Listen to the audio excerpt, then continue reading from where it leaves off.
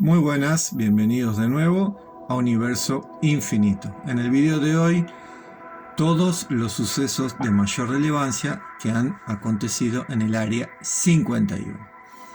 Este lugar queda ubicado exactamente en el desierto de Nevada, los Estados Unidos, que pertenece al partido de Las Vegas. Tiene una superficie de aproximadamente 160 kilómetros cuadrados en lo que es en la superficie. Sin embargo, se piensa que bajo el suelo es muchísimo más grande.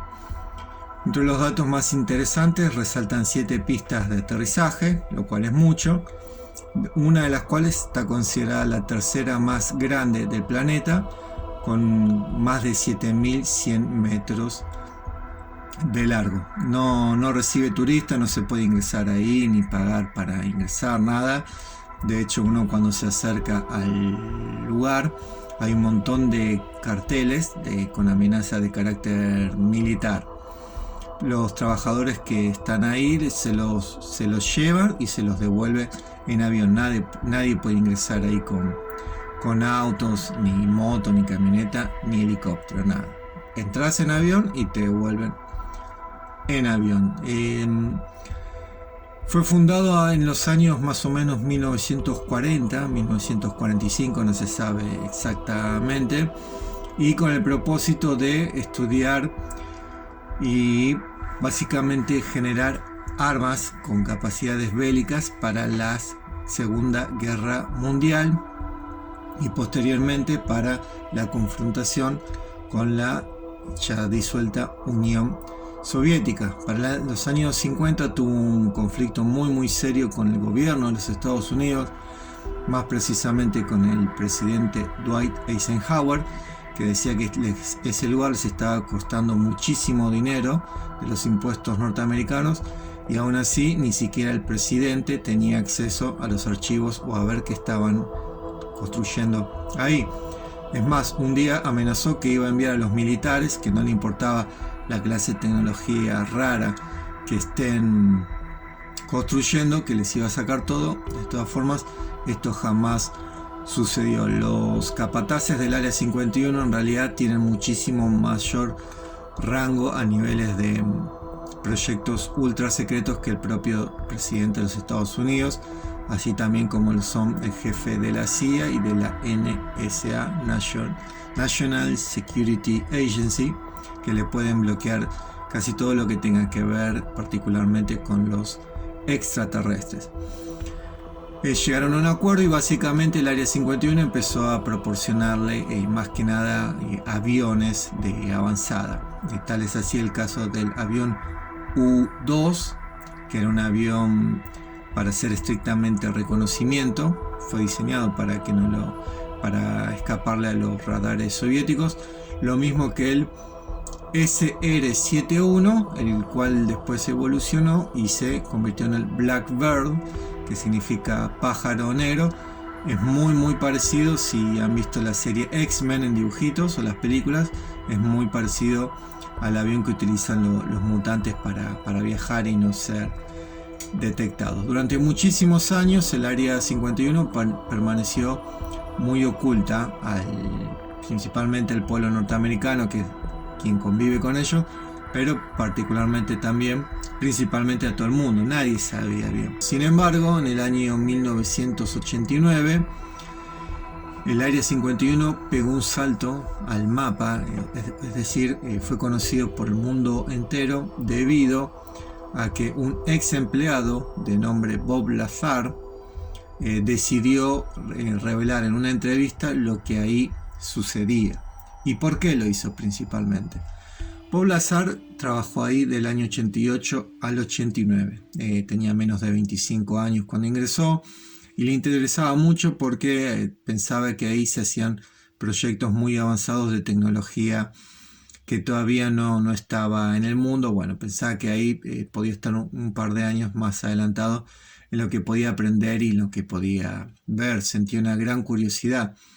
Sin embargo, al poco tiempo de estar ahí, se dio cuenta que lo que estaban haciendo no era nada normal. Incluso que estaba trabajando con elementos que no eran de este planeta.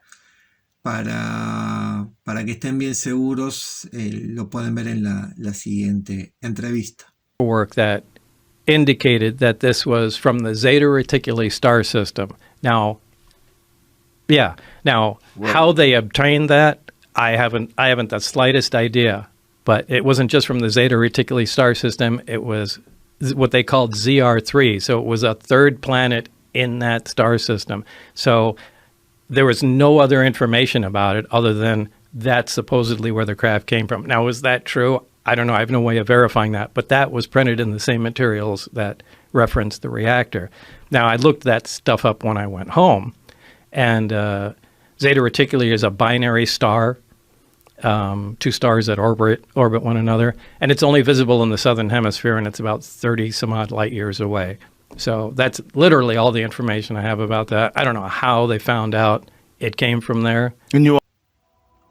Bueno, como ven, él relata que uno de los elementos con los que le había tocado trabajar provenía de la galaxia Zeta Reticulis. Los que han visto mis videos anteriores deben saber que se cree que los famosos extraterrestres grises provienen de esta constelación, que es aparentemente una de las que más nos viene a visitar. Cuando Bob Lazar renuncia a este lugar, había prometido que iba a mantener en secreto todo lo que ahí había visto. De hecho, había firmado un contrato y tenía una cláusula muy específica que si lo violaba podía llegar a pasar 10 años en prisión y hasta una multa de $10,000. Sin embargo, la gente del Área 51 pensó que Bob Lazar iba a contar todo lo que vio ahí. Entonces lo empezaron a intimidar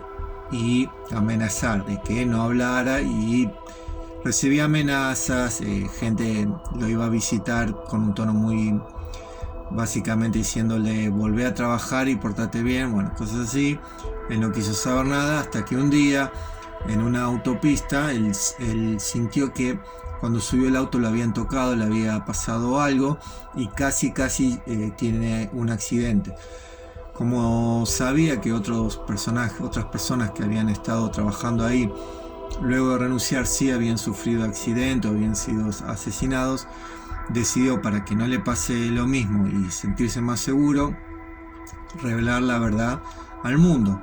Entonces le dio una entrevista al legendario periodista que se especifica siempre en cuestiones de ovnis y extraterrestres, George Knapp, de quien les hablé en mi video anterior respecto al rancho Skinwalker, y relató todo lo que vio ahí. Es mucho para resumir, pero básicamente cuenta dos cosas muy importantes.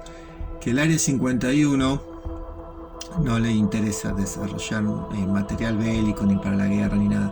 Ahí trabajan en conjunto con seres extraterrestres e intentan replicar toda la tecnología de los platos voladores. Dice que cada tanto incluso van los extraterrestres ahí y les dan órdenes a la gente del Área 51 de cómo manejar a las poblaciones en grandes centros, es decir, donde hay muchísima cantidad de gente, cómo tienen que hacer. Bob Lazar tenía como designación específica repetir la tecnología antigravedad que le habían dado a trabajar de un ovni. Jamás lo pudo hacer porque había un reactor que estaba hecho con un metal que no era de este planeta, y él le decía investigaciones. Estos extraterrestres manejan esta tecnología hace miles de millones de años y nosotros todavía manejamos combustible, con lo cual le iba a ser imposible al Área 51 poder duplicar esta clase de tecnología. De esta entrevista que dio él pasaron más de 30 años, con lo cual cada tanto da entrevistas él a diferentes personas que ya lo conocen, básicamente, como Art Bell de Coast to Coast I Am. Y ahora mismo tiene un documental en Netflix que se llama Bob Lazar, Area 51 and Flying Saucers. Significa Bob Lazar en el Área 51 y los platillos voladores. Al día de hoy el Área 51 es uno de los secretos más fracasados porque todo el mundo sabe que existen y que bueno, todo el mundo con quien hables y le preguntes te va a decir que piensan que ahí hay extraterrestres, tanto vivos como muertos, que bueno, les hacen las autopsias para estudiar los códigos genéticos y cuestiones por el estilo. Bueno, eso ha sido todo por hoy. Espero lo hayan disfrutado. Nos vemos en la próxima.